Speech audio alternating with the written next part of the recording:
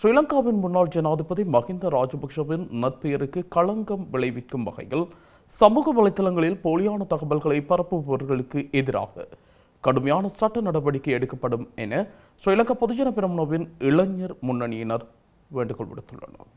ஸ்ரீலங்காவின் முன்னாள் ஜனாதிபதி மஹிந்த ராஜபக்ஷவிற்கு சொந்தமான 8 வங்கிக் கணக்குகளில் 930 பில்லியன் ரூபாய் பணம் இருப்பதாக சமூக வலைதளங்களில் அண்மையில் செய்திகள் பரவியிருந்தது. சமூக வலைதளங்களில் திட்டமிட்ட முறையில் அவதூறு பரப்புரைகள் முன்னெடுக்கப்படுவதாக கூறி ஸ்ரீலங்கா பொதுஜன பெரமுனவின் இளைஞர் முன்னணியினர் நேற்று குற்றப்புலனாய்வு திணைக்களத்தில் முறைப்பாடு ஒன்றை பதிவு செய்திருந்தனர்.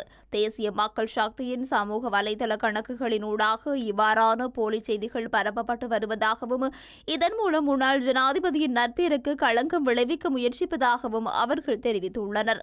குறித்த முறைப்பாட்டை முன்வைப்பதற்காக ஸ்ரீலங்கா பொதுஜன பெரமுனவின் செயற்குழு உறுப்பினர் பசன் கஸ்தூரி, கொழும்பு மாநகர சபை உறுப்பினர் பிந்து எனப்படும் தயாகாந்த பெரேரா மற்றும் கட்சி உறுப்பினர் எம் நிஷாந்த் ஆகியோர் குற்றப்புலனாய்வு திணைக்களத்திற்கு சென்றிருந்தனர். இவ்வாறான அனாவசியமான பரப்புரைகளை மேற்கொள்பவர்களுக்கு எதிராக சட்டம் கடுமையாக நடைமுறைப்படுத்தப்பட வேண்டும் எனவும் அவர்கள் வலியுறுத்தியுள்ளனர்.